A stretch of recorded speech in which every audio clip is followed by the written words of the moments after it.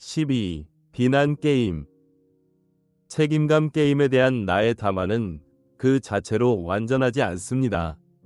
앞서 말했듯이 에고는 결코 책임을 받아들이지 않지만 그 에고가 여러분의 책임이 아닌 것에 대한 책임을 여러분이 받아들이도록 기꺼이 노력할 것입니다. 이는 방금 설명한 것처럼 다른 사람일 수도 있고 주어진 상황이나 삶 전반에 대한 에고의 대응 선정에 대한 책임일 수도 있습니다. 에고는 항상 적어도 두 가지로 나뉘는데 이는 특정한 상황과 그 결과에 대한 모든 책임을 부정하는 영체가 하나 있고 다른 하나는 자신에게 책임이 있다고 투사하는 영체가 있다는 의미입니다. 잠시 시간을 내어 생각해 보세요. 인생에서 마주치는 모든 상황에는 적어도 두 가지 영체가 존재합니다. 그 상황이나 그 결과를 마주할 때 내가 책임이 없다고 투사하는 영체들이 하나 있고 내가 책임이 있다고 투사하는 영체들이 또 하나 있습니다. 분명히 이 두 가지 영체는 완전히 반대되는 것이기 때문에 동시에 두 가지 영체의 귀를 기울이기가 어렵습니다. 이는 심리학자들이 인지 부조화라고 부르는 스트레스로 이어집니다. 이것은 상호 배타적인 두 가지 견해를 동시에 유지하려고 하는 것입니다. 대부분의 사람에게는 이 두 가지 영체 중 하나가 지배적일 것입니다. 여러분은 어느 쪽에 속하나요? 그것은 상황과 현재의 영적인 성숙도를 고려할 때 두 가지 중 어느 것이 더 현실적으로 보이는지에 따라 달라집니다. 기본적으로 한 영체가 자신에게 책임이 없다고 설득하지 못하면 자신에게 책임이 있다고 말하는 영체에게 마음을 열게 됩니다. 성숙도의 낮은 단계에는 완전히 이기적인 사람들이 있으며 그들은 책임이 없다고 말하는 영체의 말에 귀를 기울일 것입니다. 영적인 여정에 깨어나기 시작하면 더 많은 개인적인 책임을 받아들이는 것이 불가피하며 이것은 여러분을 비난하는 영체에 취약하게 만들 것입니다. 영적인 구도자로서 마침내 두 영체를 모두 몰아낼 수 있을 때까지 한 영체들에서 다른 영체들로 번갈아 가며 정신분열증 단계를 거쳐야 한다는 것을 깨달음으로써 여정을 훨씬 쉽게 만들 수 있습니다. 어떤 영체가 옳은지 판단하는 것이 아니라 두 영체가 모두 비실제라는 것을 보는 것이 중요합니다. 영체들이 창조되는 방법. 이제 좀 더 미묘한 그림을 보여주겠습니다. 나는 타락한 존재들이 지구에 육화하기 이전에 원고 주민들이 분리 속으로 가기 시작했다고 말했습니다. 이것은 그들이 타락한 의식이 아닌 분리를 기반으로 많은 영체를 창조하기 시작했음을 의미합니다. 영체들은 원래 개인에 의해 만들어졌으며 개인의 에너지장에만 존재했습니다. 시간이 지남에 따라 많은 에너지와 의식이 이 영체들에 투사되어 집단의식 속에서 영체가 존재하기 시작했습니다. 집단 영체들은 정체성, 멘탈, 감정이라는 다른 세 가지 수준 중 하나에 존재합니다. 중요한 것은 집단 영체들이 생성되고 나면 육화 중이던 사람들이 분리되기 쉬워졌다는 것입니다. 예를 들어 사람들은 자신이 무엇을 하고 있는지 깨닫지 못한 채 집단 영체에게 자신의 감정체를 열 수 있습니다. 일단 영체가 개인의 에너지장에 침입하면 감정을 빠르게 압도할 수 있습니다. 타락한 존재들이 지구의 에너지장에 들어오는 것이 허용되었을 때 그들은 네 가지 수준 모두에서 들어왔습니다. 그런 다음 그들 중 일부는 세 가지 상위 수준의 집단적 영체들을 강화하고 왜곡하는 동시에 타락한 의식을 기반으로 새로운 영체들을 만들기 시작했습니다. 이것은 이제 매우 미묘한 칵테일을 형성했고 많은 사람이 무조건 믿도록 만들었습니다. 물리적으로 육화한 타락한 존재들은 가장 낮은 수준의 자각을 가지고 있었기 때문에 다른 사람들에 비해 정교해 보였지만 더 높은 수준의 타락한 존재들에 의해 조종되는 꼭두각시였던 것입니다. 앞서 설명했듯이 히틀러나 스탈린은 강력해 보였을지 모르지만 거의 전적으로 더 높은 수준의 타락한 존재들에 의해 통제되었습니다. 물리적으로 타락한 존재들은 사람들을 단순한 행위 반응의 함정에 빠뜨리는 데 익숙했습니다. 타락한 존재들은 다른 사람들의 자유의지를 노골적인 힘으로 물리적으로 침해했습니다. 일부 사람들이 무력을 통해 이에 대응하면 다른 타락한 존재들은 이제 대응하는 사람들을 비난하는 것이 불가피했습니다. 한 그룹의 타락한 존재들이 반응을 유발하고 다른 그룹의 타락한 존재들이 첫 번째 그룹에 대한 반응에 대해 사람들을 비난할 것입니다. 그 결과 사람들은 이제 비난에 대해 이원적인 반응을 보이며 책임을 부인하거나 고발자를 공격하여 비난을 회피하거나 비난을 받아들이고 자신이 한 일에 대해 보상하려고 노력할 것입니다. 더 높은 수준에서 일어난 일은 사람들이 무의식적으로 타락한 존재들이 만든 영체들에게 에너지장을 열었다는 것입니다. 감정, 멘탈 및 정체성층에는 영체들이 있었고 어떤 사람들은 한 영체에게, 다른 사람들은 여러 영체에게 자신을 열었습니다. 영체들은 이제 사람들의 개인 에너지장에 침입하여 종종 그들을 압도했습니다. 그 결과 사람들은 자신이 견딜 수 없는 상황에 직면해 있다고 느끼고 이를 해소하기 위해 집단 영체들에 대응할 수 있는 개별 영체들을 만들게 되었습니다. 이로 인해 사람들은 타락한 존재들이 만든 영체들을 통해 타락한 존재들의 침해에 대응하고 더 많은 영체를 만들어내는 끝없는 게임에 빠져들게 되었습니다. 그 결과 에너지장의 영체들이 많아질수록 주의력이 바깥쪽으로 쏠리고 중심을 다시 찾기가 더 어려워집니다. 수많은 영체가 끊임없이 주의를 끌기 위해 소리치는 전쟁터와도 같은 마음에서 어떻게 중심을 다시 찾을 수 있을까요? 이 쳇바퀴에서 어떻게 벗어날 수 있을까요? 우리는 영적인 도움을 기원하기 위한 많은 도구를 제공합니다. 예를 들어 대천사 미카엘의 보호를 요청하여 영체들이 에너지장에 쉽게 들어올 수 없도록 할 수 있습니다. 엘로힘 아스트레아를 불러 집단 영체들로부터 자유로워지도록 하고 개별 영체들을 결박하고 소멸할 수 있습니다. 마하초안이 주신 기원문들을 사용하여 영체들로부터 자신을 자유롭게 할 수 있습니다.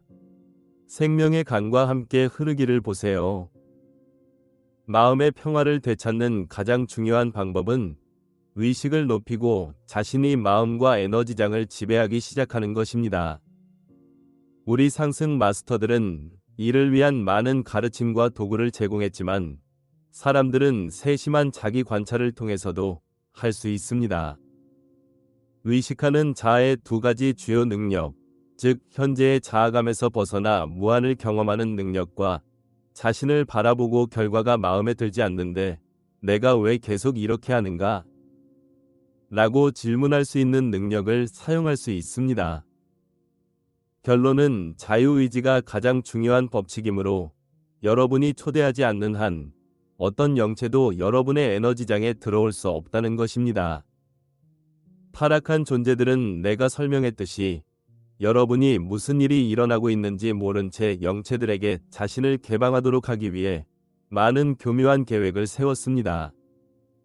여러분은 자각하고 더 이상 이러한 행동 패턴, 감정, 생각 또는 정체성 감각에 관여하지 않겠다고 결심함으로써 모든 것에 대응할 수 있습니다. 내가 이 에고 담화를 하는 목적은 여러분이 인식을 높이고 거울을 들여다보고 자신의 에고가 어떤 속임수를 쓰고 있는지 확인한 다음 다음과 같이 결정하도록 돕기 위해서입니다. 이것은 내가 누구인지를 반영하는 것이 아니다. 다른 사람 탓을 멈추는 방법. 앞서 말했듯이 자신의 마음을 통제하기 위해 취할 수 있는 가장 중요한 단계는 다른 사람의 마음을 바꾸려는 노력을 완전히 그리고 철저히 중단하기로 결정하는 것입니다. 이는 무엇보다도 타락한 의식에서 비롯된 자신과 타인을 통제하는 방법인 비난 게임을 더 이상 사용하지 않겠다는 의미입니다. 다른 방식으로 말하겠습니다. 여러분이 자신이나 다른 사람을 비난하는 데 관여할 때마다 여러분은 불순한 영체들의 통제와 그들을 통한 타락한 존재들의 통제에 자신을 개방하는 것입니다. 물질 세계의 모든 것은 에너지이므로 모든 생각이나 느낌은 특정한 진동을 가지고 있습니다. 비난은 영적인 영역에는 존재하지 않는 진동입니다. 그리스도 마음에는 비난의 흔적이 전혀 없습니다. 오직 반그리스도 마음에만 비난이 존재할 수 있습니다. 내가 왜 이런 말을 할까요? 의식하는 자아에 대한 가르침의 핵심은 그것이 순수의식이며 이는 물질 세계에서 만나는 어떤 것에 의해서도 변화될 수 없다는 의미입니다. 이것은 매우 중요한 것을 의미합니다. 여러분은 여러 종류의 분리된 자아를 만들 수 있고 그 안에 들어가서 가장 놀랄 만한 물리적인 잔혹 행위를 저지를 수도 있습니다. 여러분이 무슨 짓을 했든 의식하는 자아는 그것에 의해 변하지 않습니다. 그렇기 때문에 여러분은 어린아이와 같이 되어 자신의 내면에 있는 신의 왕국에 들어갈 수 있는 잠재력을 결코 잃을 수 없습니다. 사람들은 어떻게 말로 표현할 수 없는 잔혹 행위를 저지를 수 있을까요? 그들은 자신이 순수의식이라는 사실을 잊어버리고 자신을 분열로 인해 만들어진 자아로 인식하게 되었기 때문입니다. 이것이 바로 타락한 존재들이 원하는 것이며 그들의 목표는 지상에서 사람들이 일단 분리에 들어가면 분리에서 빠져나오지 않는 것입니다. 이를 위해 타락한 존재들은 여러분이 나쁜 일을 했다면 나쁜 사람이 되었다고 믿게 만드는 것을 주된 목적으로 하는 정교한 비난 게임의 그물을 만들었습니다. 실제로 여러분은 진정한 여러분 자신입니다. 여러분은 분리된 상태에서만 자신이 여러분이 생각하는 사람이라고 생각할 수 있습니다. 여러분은 언제든지 이 환영에서 깨어나 여러분을 위해 나누어준 내 몸인 그리스도 마음을 통해 실제에 연결될 수 있습니다. 다음은 간단한 방정식입니다. 여러분이 나쁜 사람이거나 실수를 저질렀다고 다른 사람을 비난할 때마다 여러분은 타락한 존재들이 만들어내는 비난의 에너지에 자신을 개방하는 것입니다. 여러분은 말 그대로 자신을 타락한 존재들의 확장으로 만들고 있는 것이며 이보다 카르마를 만드는 더 빠른 방법은 없습니다. 여러분은 또한 단순히 남을 비난하기 위해 사는 영체, 심지어는 남을 비난하는 것을 즐기는 영체를 만들고 있습니다. 남을 탓하는 에너지가 여러분을 통해 흐르도록 허용할 때마다 여러분은 그 영체를 굳히고 강화시키며 이는 그 영체가 여러분을 점점 더 강력하게 지배하여 여러분 스스로가 벗어나기 어렵게 만든다는 의미입니다. 이 말에는 다음과 같은 미묘한 메커니즘이 담겨 있습니다. 주께서 말씀하시되 복수는 나의 것이니 내가 갚으리라. 더 깊은 의미는 신이 여러분이 내보내는 모든 에너지를 여러분에게 되돌려주는 법칙을 설정했다는 것입니다. 그 일이 이번 생애에는 일어나지 않을 수도 있지만 언젠가는 일어날 것입니다. 다른 사람이 여러분이나 다른 사람에게 해를 끼치는 행동을 했을 때 그 사람을 비난하거나 처벌하려고 할 필요가 없습니다. 신의 법칙이 틀림없이 이것을 처리할 것이며 신의 법칙은 인간의 도움을 필요로 하지 않는다고 확신할 수 있습니다. 타락한 존재들이 한 일은 창조주가 자신의 피조물을 돌볼 능력이 없다는 근본적인 환영에 기초하여 일련의 교묘한 비난 게임과 처벌 게임을 만든 것입니다. 신의 법칙이 처리할 수 없는 잘못을 인간이 나서서 바로잡고 가해자를 처벌해야 한다는 것입니다. 이 모든 것은 하나의 거대한 환영이며 반그리스도 의식에 갇히게 할 뿐입니다. 여러분이 다른 사람을 비난하는 하나의 영체를 만들 수는 없습니다. 비난을 외부로 향하게 하는 한 영체와 내부로 향하게 하는 한 영체, 두 가지 영체의 쌍을 만들어야 합니다. 물론 남을 비난하는 영체에 의식적으로 오랫동안 집중할 수는 있지만 여전히 여러분을 비난하려는 영체의 무의식적 영향에서 벗어날 수는 없습니다. 그 결과 자신이 잘못한 것이 아니며 책임이 없다는 것을 입증하기 위해 정교한 규칙과 행동을 취해야 합니다. 사람들을 비난하려는 게임이 비실제라면 비난을 피하기 위해 고안된 게임은 어떤 경우라고 생각하나요? 여러분의 모든 주의와 에너지를 비실제 활동에 쏟고 있다면 실제로 돌아올 가능성은 얼마나 될까요? 여러분의 보물, 즉 여러분이 의식적으로 주의를 기울이는 것이 있는 곳에 여러분의 마음과 가슴도 있을 것입니다.